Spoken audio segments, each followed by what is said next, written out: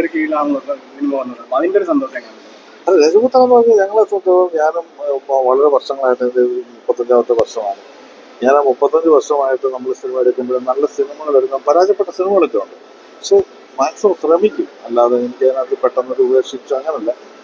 നമ്മളെന്താ വെച്ചാൽ എല്ലാവരും കഷ്ടപ്പെട്ട് കാശുണ്ടാക്കുന്നവരാണ് പ്രേക്ഷകർ കാണാൻ വരുന്നത്.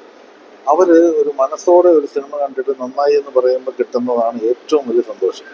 ചില മോശം സിനിമകൾ ചെയ്യുമ്പോൾ നമ്മളെ ചീത്ത വിളിക്കുമ്പോൾ നമ്മൾ അത് ഉൾക്കൊള്ളണം. കാരണം അവരൊരിക്കലും നമ്മളെ പറയാതിരിക്കില്ല. കാരണം അവർ ഒരുപാട് പ്രയത്നിച്ചുണ്ടാകുന്ന കാശിനാണ് സിനിമ കാണുന്നത്.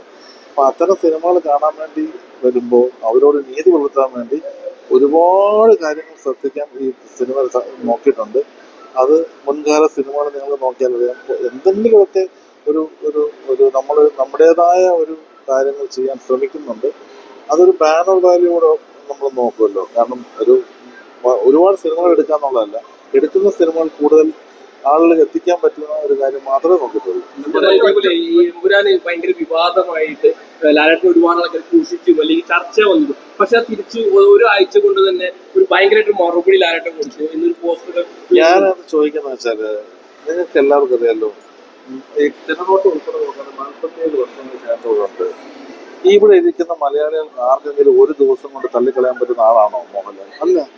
കാരണം ഇനി നിങ്ങൾ ആ ചരിത്രം നോക്കിയാൽ അറിയാം. ഈ നമ്മൾ അത്ഭുതപ്പെടുത്തിയിട്ടുള്ള എത്രയോ സിനിമകൾ ഒരാള്, അദ്ദേഹത്തിന് ഏത് സിനിമയെക്കുറിച്ചും വിവാദങ്ങളോ എല്ലാം ഉണ്ടാകാം. പക്ഷെ അദ്ദേഹത്തിന് ഒരു ദിവസം മതി തിരിച്ചു വരാൻ. അതെന്ന് വെച്ചാൽ എമ്പുരാൻ എന്താണ്, എമ്പുരാൻ ഇവിടെ കേരളം കണ്ട ഏറ്റവും വലിയ കളക്ഷൻ നേടിയില്ലേ. അപ്പൊ നമുക്ക് അദ്ദേഹത്തെ കാണാൻ ആളില്ലേ ഇവിടെ. അപ്പൊ അതൊന്നും ഒരു പ്രശ്നമല്ല. നമ്മള് സോഷ്യൽ മീഡിയയിലൊക്കെ പലതൊക്കെ പറയുന്നതിൽ ഞാൻ അതൊന്നും വിശ്വസിക്കുന്ന ഒരാളല്ല. കാരണം മികച്ച ആക്ടർ എന്ന നിലയിൽ നമ്മൾ ഈ സമയങ്ങളെല്ലാം ഇത് കണ്ടോണ്ടിരുന്ന ലൊക്കേഷൻ നമ്മൾ കണ്ടോണ്ടിരിക്കുകയല്ലേ. അദ്ദേഹത്തിന്റെ കണ്ണുകളും കാര്യങ്ങളും ഒരു അത്ഭുതപ്പെടുത്തുന്ന നടനെന്ന് പറയുന്നത്. ഞാൻ അതിനു മുമ്പ് എൻ്റെ ഒരു ഇന്റർവ്യൂ പറഞ്ഞിട്ടുണ്ട്, നിങ്ങൾ സിനിമ കണ്ടു കഴിയുമ്പം ഇത് മോഹൻലാലല്ലാതെ ആർക്കും ചെയ്യാൻ പറ്റില്ല എന്ന് ഞാൻ അതിനു മുമ്പേ പറഞ്ഞു. ശരിയാണല്ലോ, നിങ്ങൾ കണ്ടപ്പോഴും പറഞ്ഞില്ലേ, അതാണ് മോഹൻലാൽ.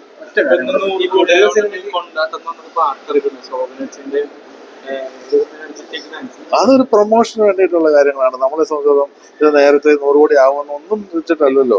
നമ്മൾ അന്നേ ഈ സിനിമയിൽ ഒരു വിശ്വാസം ഉള്ളതുകൊണ്ടാണ് അവർ അങ്ങനെ പാട്ടെടുത്ത് വയ്ക്കുന്നത്.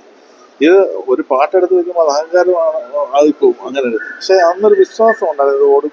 അങ്ങനെ ഒരു വിശ്വാസം ഞങ്ങൾക്ക് തോന്നിയതുകൊണ്ട് എല്ലാവരും കൂടെ തോന്നിയിട്ടാണ് ഒരു പ്രൊമോഷൻ വേണ്ടിയിട്ട് ഒരു സോങ് എടുത്ത് വെച്ചു. ആ പ്രൊമോഷൻ സോങ് എന്ന് പറയുമ്പോൾ ഇപ്പൊ പ്രൊമോഷൻ വേണ്ടാത്തപ്പോഴും ആ പ്രൊമോഷൻ സോങ് നമ്മൾ റിലീസ് ചെയ്തിട്ടുണ്ട്. അതൊരു സന്തോഷമാണ്. കാരണം വെച്ചാൽ നമ്മളിങ്ങനെ കുറെ കാലമായില്ലേ ലാലേട്ടനൊക്കെ കണ്ടിട്ട്, അങ്ങനെ ഒരു നൊസ്റ്റാൾജിക് ഫീൽ. കാരണം വെച്ചാൽ എല്ലാവരും മോഹൻലാൽ, ശോഭന, MG ശ്രീകുമാർ, പിന്നെ ജെയ്സന്റെ മനോഹരമായ അതിനകത്ത് ഡയറക്ടർ ചെയ്തിട്ടുണ്ട്. എല്ലാവരും അന്നേ അങ്ങനെ ചെയ്യുമ്പോൾ അതൊരു സന്തോഷമായി കണ്ടാൽ മതി. ചേട്ടൻ ഇപ്പൊ വരില്ലേ, ഉടനെ വരില്ലേ? അങ്ങനൊന്നും ഇപ്പൊ പ്ലാൻ ചെയ്തിട്ടില്ല. അത് ഞങ്ങൾ പറഞ്ഞത് ഒന്നാണ്, വലിയ വലിപ്പത്തിൽ ഇത് കാണിച്ചത് മോഹൻലാൽ തുടരും. അതാണ് മോഹൻലാൽ തുടരുന്നതാണ്. മോഹൻലാൽ തുടരും, അതാണ് സിനിമ. Thank you. എനിക്കറിയില്ല, അത് പ്രേക്ഷകർ ഇനിയും കണ്ടോണ്ടിരുന്നാൽ ചിലപ്പോൾ അയക്കും. ഓക്കെ.